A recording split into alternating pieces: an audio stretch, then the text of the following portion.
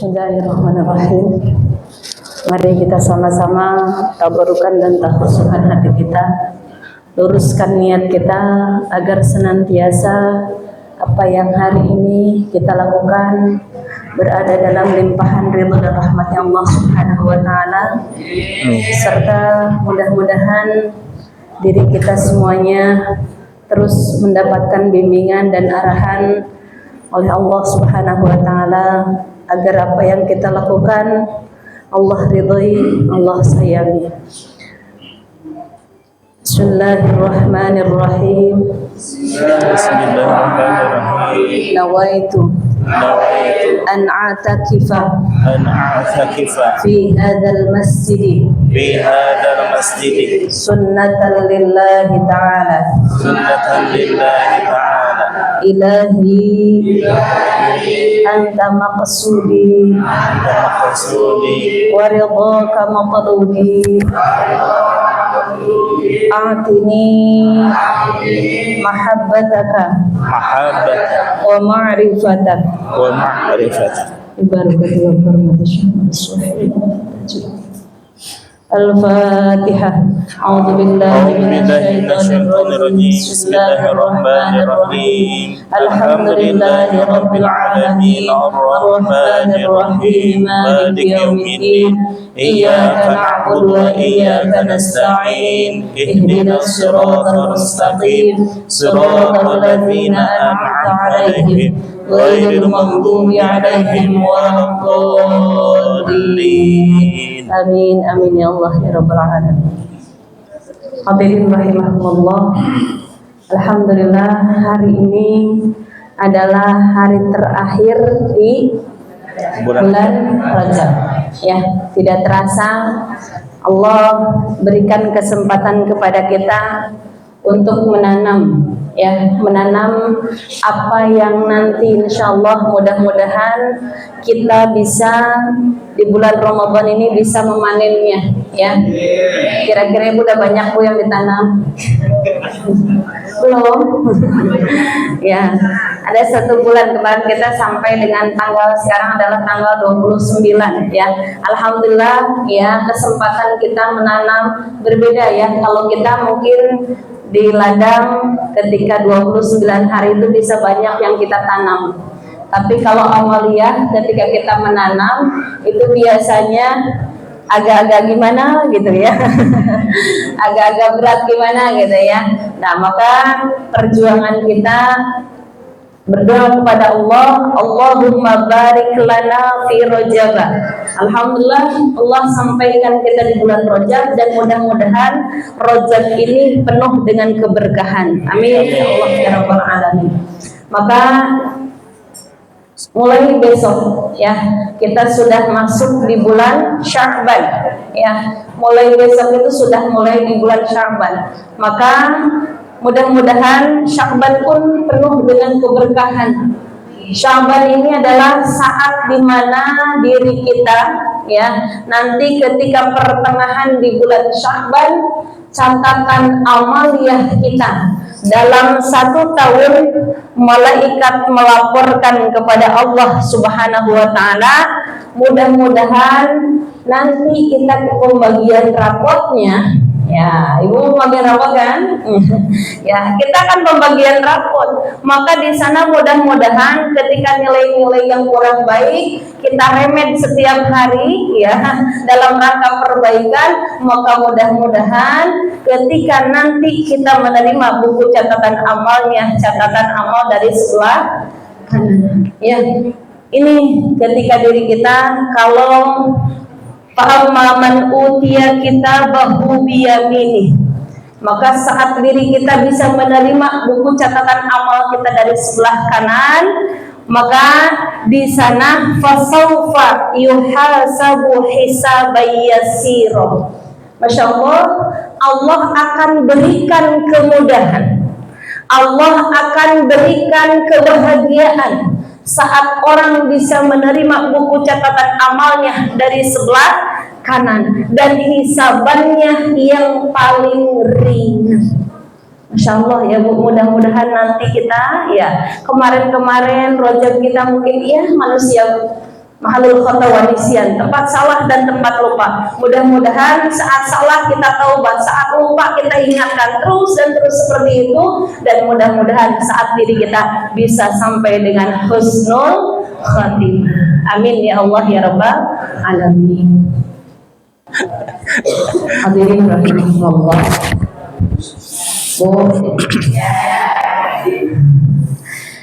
Kalau kita sholat 100 rakaat, kira-kira kalau kata ibu, wow atau wow banget? Kalau ibu ada yang ngasih duit 100 juta, kira-kira wownya wow aja, wow banget bu? Mendingan dikasih sholat 100 rakaat atau 100 juta?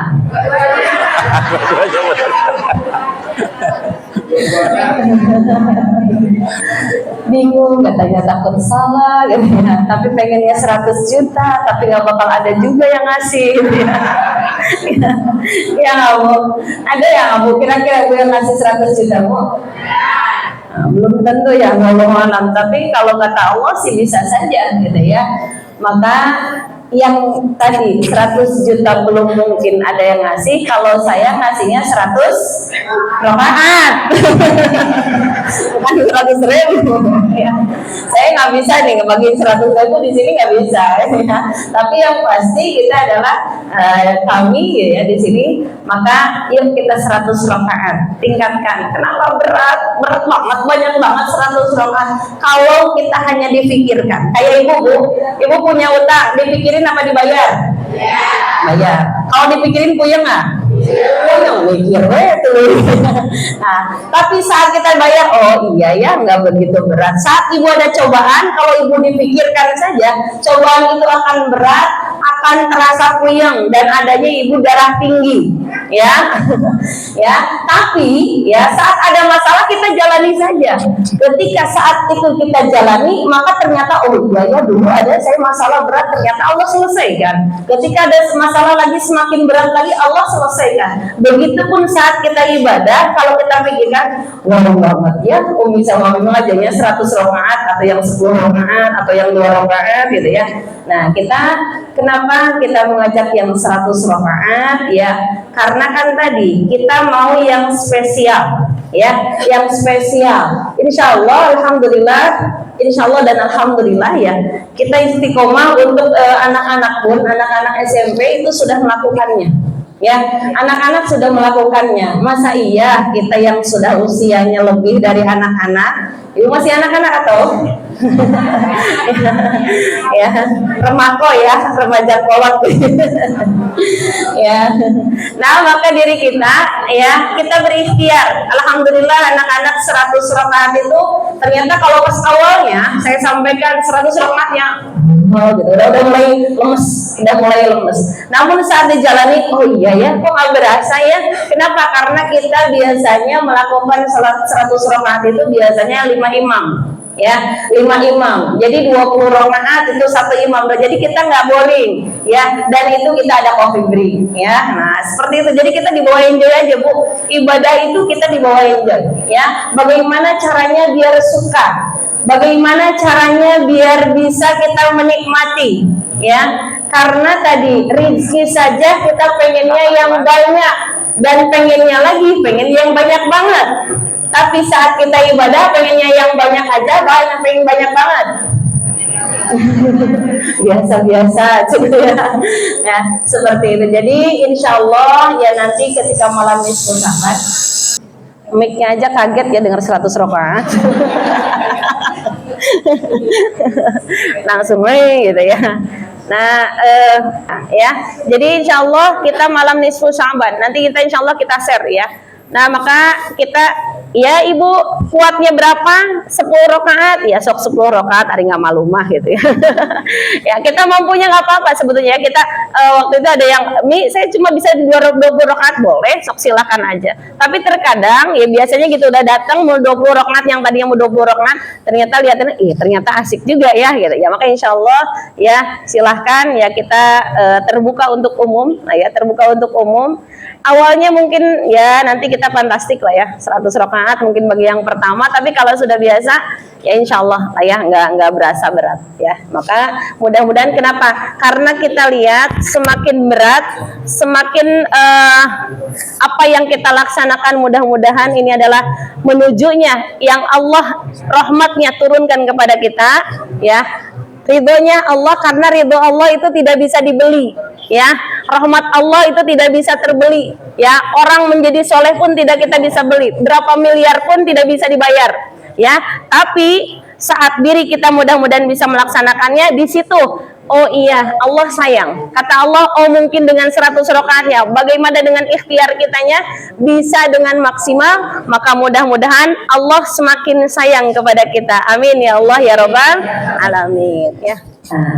Barusan bagaimana ketika Nabi Ibrahim mencari Tuhannya. Kalau kita sudah tahu dan sudah paham, alhamdulillah, ini yang luar biasa, ini adalah kenikmatan yang tertinggi ketika manusia ditempatkan dan diberikan rasa iman Islam, dan yang paling utama adalah ihsan.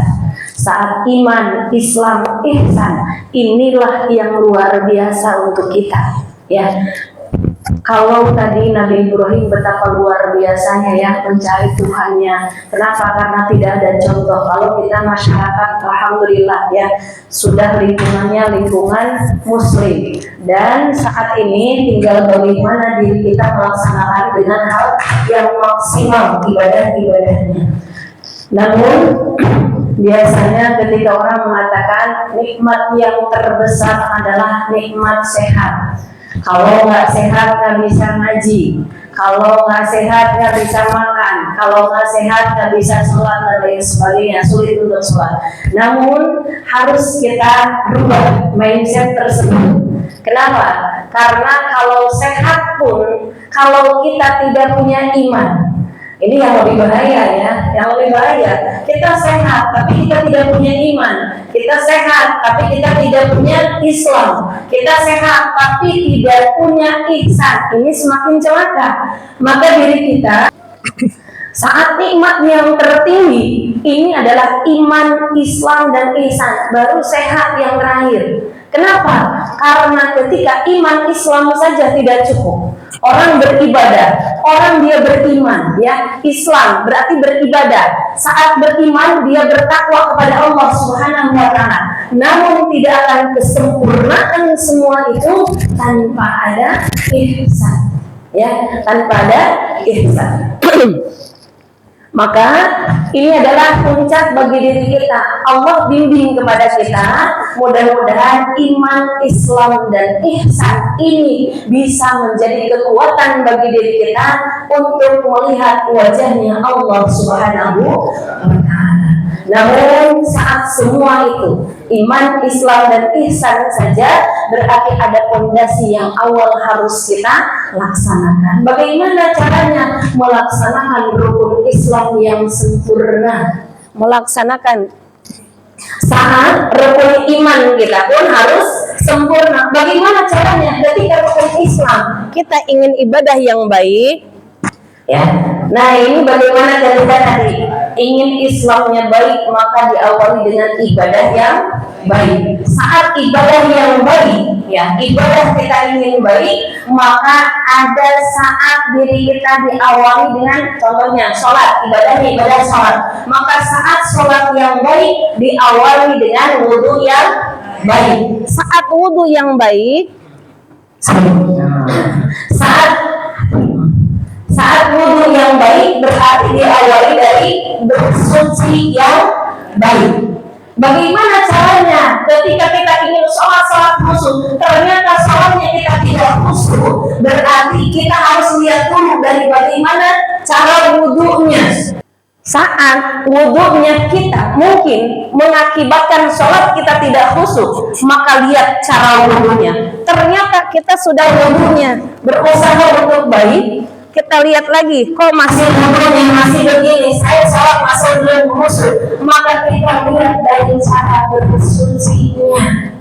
Ya, kenapa? Karena tentang ibadah ini diawali dari cara bersucinya.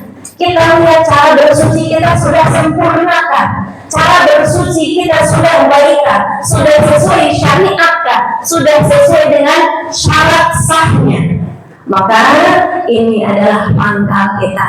Jadi ibadah pun tidak tiba-tiba instan. Ya, oh saya mau pokoknya ibadahnya sudah instan, sudah cukup amal-amalnya, tidak, harus ada fondasinya dulu. Maka di sini saat ihsan kita ingin sempurna, kita pun didasari dengan keislaman yang sempurna. Maka bagaimana? Minimal kemarin kita sudah sholat, kita sudah tidak bahas, wudu sudah tidak bahas. Nah, sekarang masuk dalam kitab Sunan Taufik, maka di sini adalah syarat sah bersuci. Ya, beruntungnya insya Allah alhamdulillah pembahasan kita. Maka sekarang Bismillahirrahmanirrahim. Di syurutit taharati ada syarat bersuci. Al-Islamu yang pertama Islam. Jadi syarat utama kita bersuci adalah Islam. Oh iya, kenapa harus Islam? Karena kalau tidak Islam berarti bersucinya tidak sah. Ya. Yang kedua, tamyizu. Tamyiz. Apa itu tamyiz? Halo, tamyiz apa Bu? Bisa membedakan mana yang baik dan mana yang salah. Bedanya dengan mukallaf, tamyiz dengan tamyiz dengan baligh. Tamyiz dengan baligh. Kalau baligh sudah baligh nih baligh. Baligh adalah saat sampai usia yang ditentukan. Sampai usia yang ditentukan. Usia apa? Usia batasan dewasa, awal dewasa. Minimal untuk perempuan usianya 9 tahun. Ketika usia 9 tahun untuk perempuan, dan untuk laki-laki maksimal usianya 15 tahun, atau untuk laki-laki di sana ada ihtilam. Ihtilam itu adalah mimpi basah. Maka saat itu berarti sudah balik. Kalau sudah balik, ini sudah mukallaf, sudah terhukumi hukum Islam, sudah wajib. Ya, kalau di sini batasannya minimal, berarti kita mau bersuci tidak mesti sampai balik, tapi minimal diri kita adalah sampai dengan usia tamyiz. Berapa usia tamyiz? Halo, berapa usia tamyiz minimal? 7 tahun. Nah, berapa Bu? 7 tahun. Saya ulangi. Usia tamyiz itu usia berapa? 7 tahun. Kenapa usia 7 tahun? Rasulullah pernah memerintahkan awal anak diajari sholat itu usia tamyiz, dan usia minimal adalah usia 7 tahun. Saat anak usia 7 tahun itu sudah wajib diajarkan sholat. Jangan nunggu balik dulu. Jangan nunggu balik dulu dia diajarin sholat, tapi dari mulai tamyiz dia sudah bisa membedakan mana yang baik, mana yang benar. Maka di sana wajib diajarkan sholat. Begitupun ketika diri kita kenalkan bahwa saat mulai tamyiz dia sudah masuk syarat bersuci. Ya, sudah masuk syarat sah bersuci. Jadi kalau sudah Islam, yang kedua adalah tamyiz. Nah, maka yang ketiga untuk syarat bersuci selain Islam dan tamyiz, berarti kalau Islam berkaitan dengan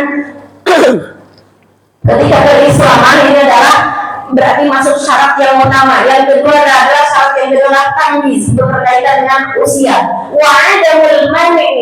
Yang ketiga adalah tidak adanya yang menghalangi. Menghalangi apa? Wusulul ma'i ilal mawsuli. Datangnya air kepada bagian yang akan disucikan.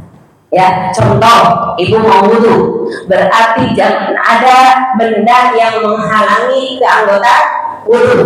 Ibu mau mandi besar, berarti tidak ada yang menghalangi sesuatu saat diri kita mau mandi besar. Apa yang menghalangi? Di antaranya kalau perempuan kutek.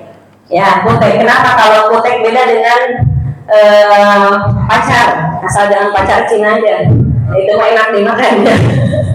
Nah, saat diri kita, nah punten, kutek atau benda yang apa namanya, saat kita kelopek, apa tuh kelopek bu?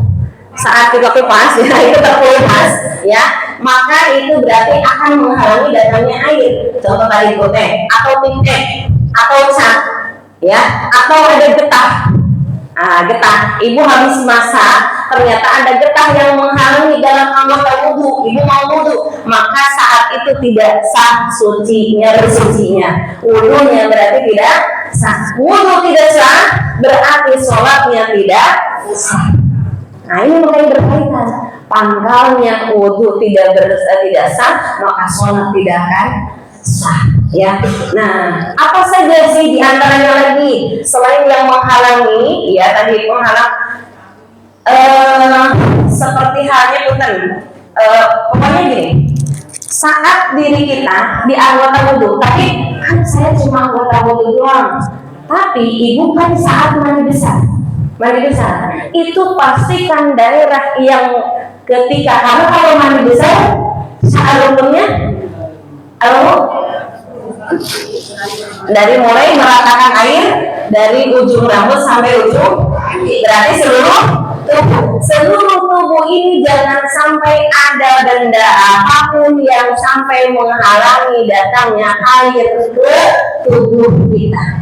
Ya, jadi ini karena kan syarat bukan syarat sahur, ini adalah syarat sah bersuci. Maka semua mau bersuci dalam keadaan wudhu ataupun bersucinya karena mandi besar, maka ini jangan sampai ada yang menghalangi. Ya, kalau ada yang menghalangi, ternyata gini, ibu sudah wudhu, ternyata kok masih ada getah ya, maka diulangi.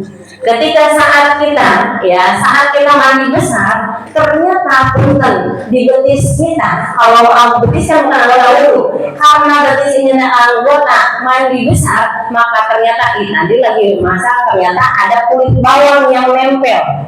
Contoh, kulit bawang yang kan sudah ada ya, atau sisir ikan, lauk, sisir lauk, sisir ikan, itu kan nempel, ya itu akan menghalangi datangnya air. Maka saat itu mandi besar ibu diulangi, ya. Maka ini yang harus hati-hati untuk kita. Mudah-mudahan dengan syarat bersucinya terpenuhi, maka ini adalah bisa menjadikan bersuci yang baik dan akan menghasilkan wudhu yang baik. Wasailani, dan juga ya di sini adalah jangan sampai ketika bersuci, ya jangan diusap saat berwudu ataupun saat mandi besar, jangan diusap, tapi harus dibasuh, ya harus disiram, jadi harus disiram, ya. Bagaimana kalau yang sakit? Nah ini terkhusus ya, karena kan dia nggak bisa wudu, bisanya pakai waslap, contohnya ya, pakai waslap wudunya, itu terkecuali karena darurat, ya, karena ada yang menyebabkan di sana, karena daruratnya adalah dalam keadaan sakit. Dan selanjutnya, wa ayyakun al-ma'u, dan harus ada airnya yang suci. Bi alla yasluba ismuhu bimuharakatin tohirin, dan ketika air itu tidak tercampur dengan air najis ataupun tidak tercampur dengan air yang akan merubah namanya.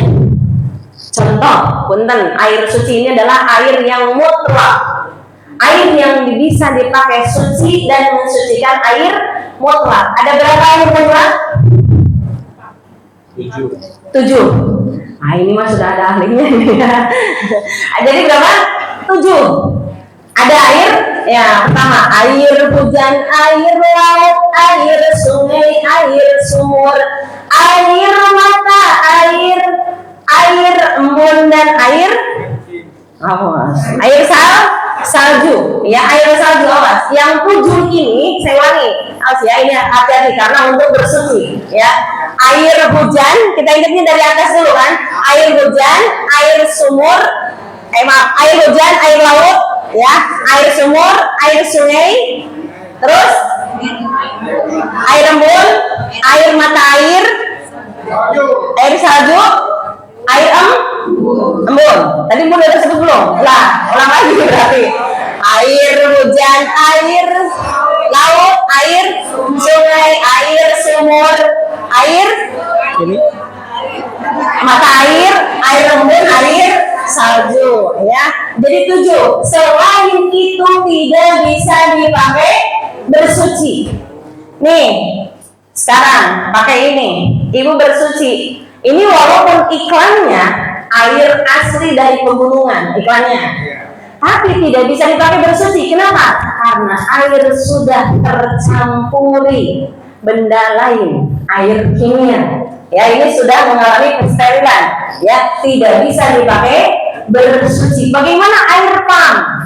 Itu hanya adanya air pump saja. Perumahan biasanya sudah ada air pump, dia tidak bisa ada air semua. Kalau air pump kan sudah mengalami prosesnya, sudah mengalami proses. Bagaimana? Itu kalau memang tidak ada lagi, maka boleh. Ya, kalau tidak ada lagi, cuma memang airnya, sumber airnya hanya dari situ, boleh dipakai bersuci. Maka ini yaitu adalah airnya yang bisa dipakai bersuci adalah air tohir mutahhir. Jadi air yang suci dan bisa mensucikan. Ada air suci tapi tidak mensucikan, adalah air, nah ini air suci tetapi tidak mensuci. Boleh dipakai minum, boleh dipakai menghilangkan haus contohnya ya. Nah di sana, atau air teh, air kopi, itu kan air suci, betul? Suci tetapi tidak bisa mensucikan. Atau satu lagi, air musta'mal, air yang sudah dipakai bersuci. Ya, kalau air sudah dipakai bersuci ya, dipakai bersuci. Contoh, punten ya, agak mengarat ya, bahasan kalau fikih sudah mulai ini. Nah, punten. Jadi saat ibu air musta'mal, ibu wudu ditadahin, atau ibu mandi besar, ternyata airnya nyiprat ke ember dan atau airnya kurang dari 2 maka air tersebut tidak bisa dipakai bersuci. Ataupun ibu tadahannya embernya ya bekas wudu, ya itu tidak bisa dipakai bersuci. Ya, jadi air di sana suci. Kenapa? Karena bisa dipakai bersuci, namun tidak bisa mensucikan karena sudah musta'mal, sudah bisa dipakai, bersuci. Beda dengan ini, ibu di bak, ada air, anak ngomong air, ngomong bak gitu ya, ngomong bak. Nah, kalau tidak tercampur najis maka air masih bisa dipakai bersuci. Kenapa? Bukan musta'mal, yang disebut musta'mal adalah bekas dipakai bersuci. Ya, jadi seperti itu. Maka ini ada bersebagian ya. Nanti insya Allah next time ya, insya Allah mudah-mudahan ya pekan depan karena sudah jam 9.15 ya. Maka ini mudah-mudahan bisa menjadi awal ya kita terbentuknya ihsan kita dengan baik, Islam kita yang baik, dan keimanan kita yang kuat dan kokoh. Maka insya Allah ini adalah harus berkesinambungan antara iman, Islam, dan ihsannya ya. Maka mudah-mudahan dengan diawali bersuci yang lebih baik lagi ya. Nanti masih banyak pembahasan bersuci ya, walaupun mungkin saya sudah pernah mendengar, tetapi ini adalah ada kaitannya ketika diri kita berkaitan tadi dengan 3 rukun agama ini ya. Jadi mudah-mudahan ini adalah ikhtiar kita bagaimana memaksimalkan dalam beribadah ya.